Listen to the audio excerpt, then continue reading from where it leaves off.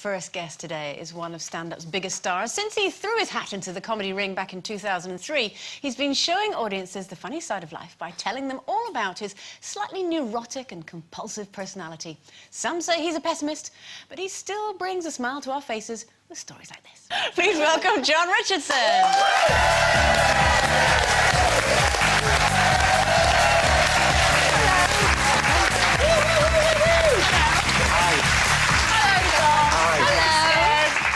I'm not scared, I'm fine. Well, your kinky chat out of the way before I came out, yeah?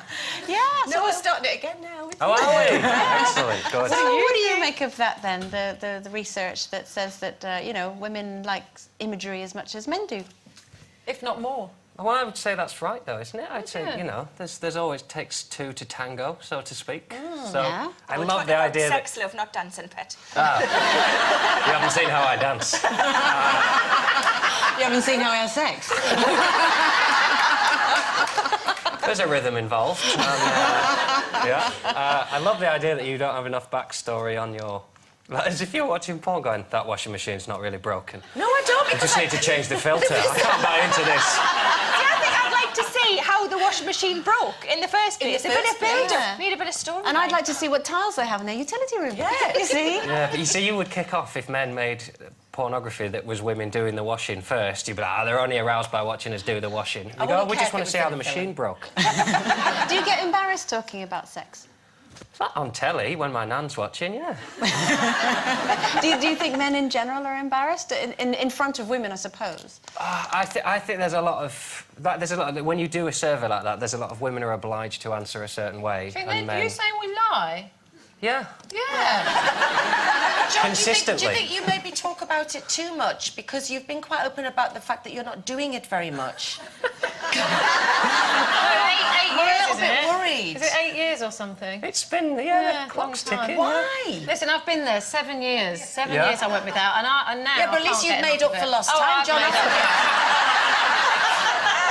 You'll be fine. Yeah. How are you dealing with that? You're looking for a girlfriend. I don't see it's one of... I think it's like going to the cinema. Like, it's nice if you do it, but if you don't, it's just because you were doing other stuff. Well, you've said, DVDs. you've said in your book, which I think is a brilliant title, it's not me, it's you.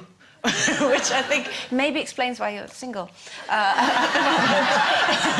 no, one of the things you say in it is that, you know, people make too much about the whole thing, about how long it's been since he had sex. You might have been busy doing things like going to the cinema.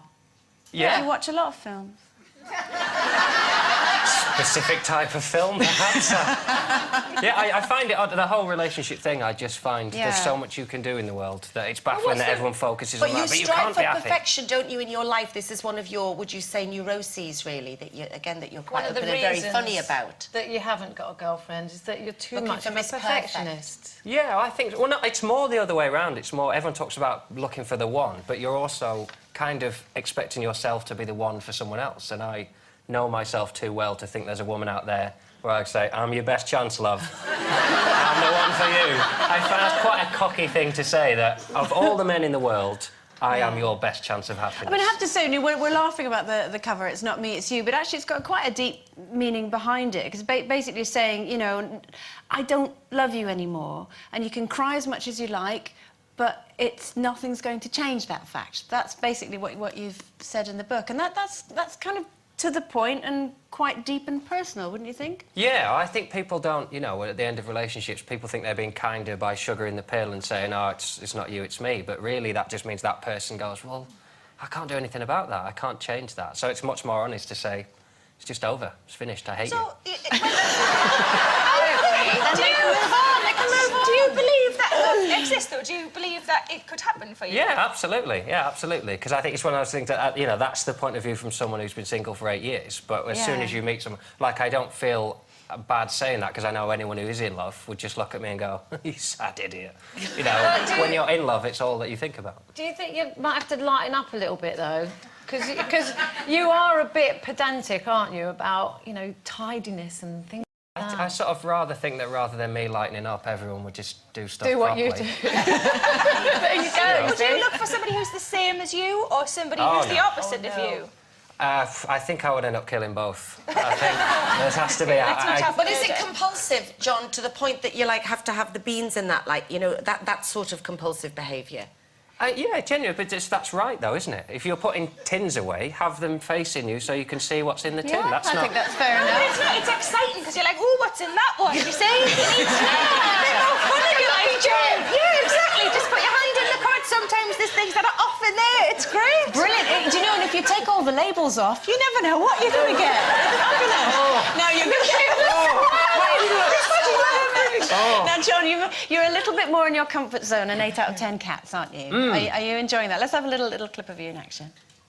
A book came out this week that talked about the extent of the rivalry between them and the fact they haven't really spoken since, and it's actually a lot worse than it was reported at the time. At the time, David went, no, I'm really pleased for him. Brilliant.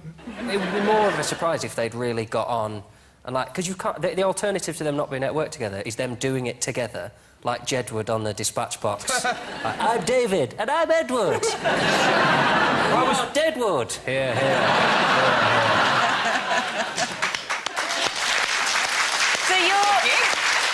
You've taken over from Jason Manford on the show. Yeah. How are you enjoying it? It's good? Yeah, it's great. Wearing a jacket, like a proper grown-up.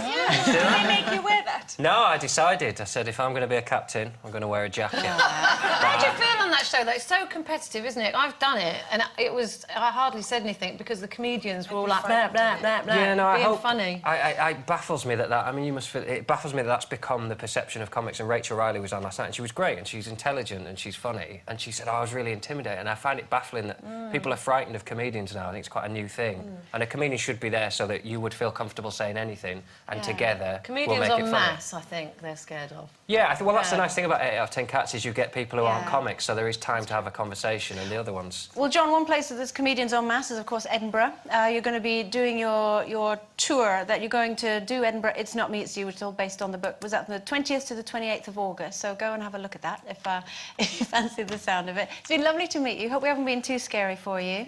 That's fine. No, it's been fine. Hope I've Thank challenged some views. It's Jon Richardson, everyone.